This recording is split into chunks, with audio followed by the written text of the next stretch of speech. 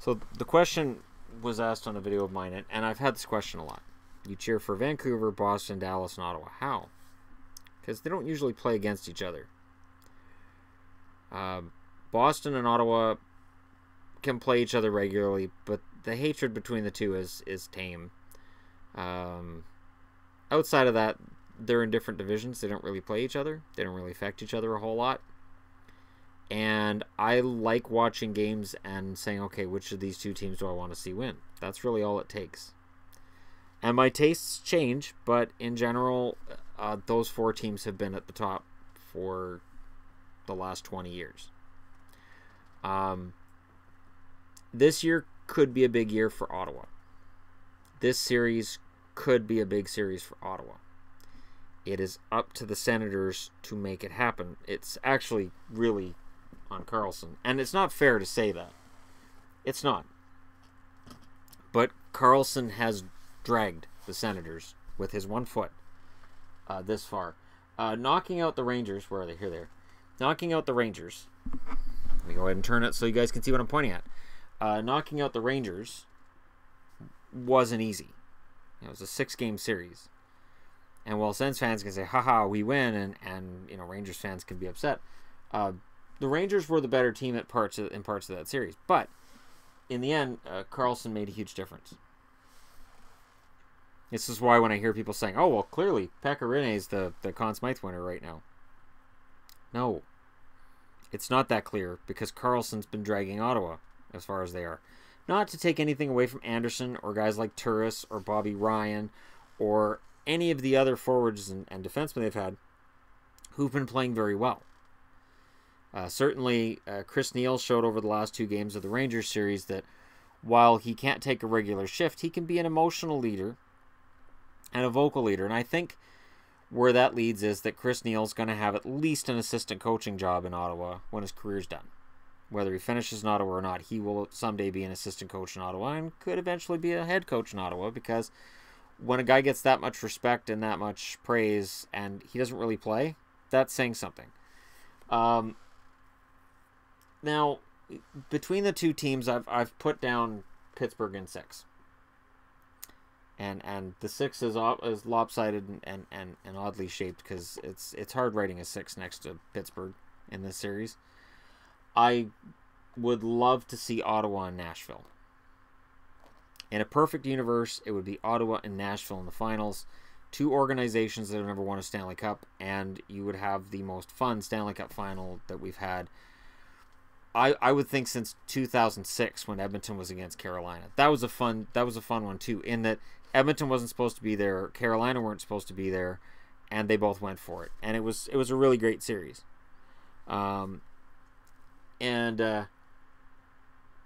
don't know. It's Pittsburgh I'm picking, because even if Crosby here is only 60%, even if Crosby's hurting from all the punishment and all the shots he's been taking, he is still better than anybody else on the ice.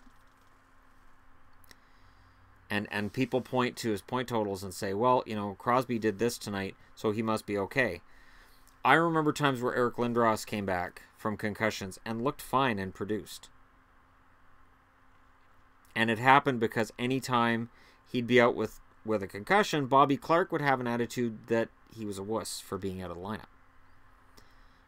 Crosby doesn't have that.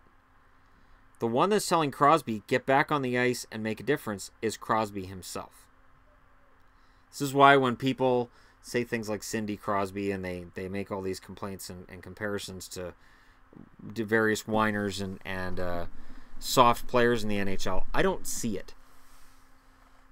I'm not cheering for Pittsburgh. I'm cheering for Ottawa in this series, but I don't see a weak, soft player in Crosby. I see a guy who gets beat to hell and keeps getting back up. Yes, he crotched O'Reilly. Yes, he hacked the corner off of, or the tip off of Mark Mathot's finger. You know what? It doesn't matter. He's still the best player in the league. He didn't win the scoring title this year, but he's still the best player in the league. And how amazing is that going to be when Mathot's on the ice with Crosby? How much fun could that be? And Mathot hasn't said anything negative about Crosby or anything like that, but it'll be in the back of his mind. Not to slash him or get dirty or whatever, but physical. And let him know, hey, it's me. Remember me? Yeah. I'm here. Now, in terms of handicapping which team's better, Pittsburgh's better up front. I'm not even going to try to justify saying that Ottawa has anywhere near the offensive weapons that Pittsburgh has. Look at it this way. Hornqvist was fantastic against Washington when he had to be. Brian Rust showed up against Washington in Game 7. And they're not even two of the best players on the team. You shut down Crosby? Awesome. How'd you do against Malkin? You shut him down too? What about Kessel? There's so many weapons in Pittsburgh. And you know, when you shut them down, Jake Gensel pops up and says, hey, I've scored 9 goals in the playoffs already. Let's see if I can make it 10, 11, 12.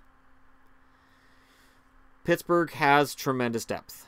So I give them the edge up front on the blue line.